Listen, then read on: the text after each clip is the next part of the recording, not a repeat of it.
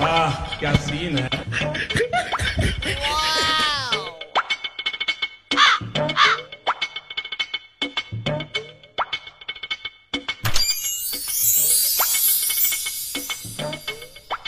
সেনাপুটা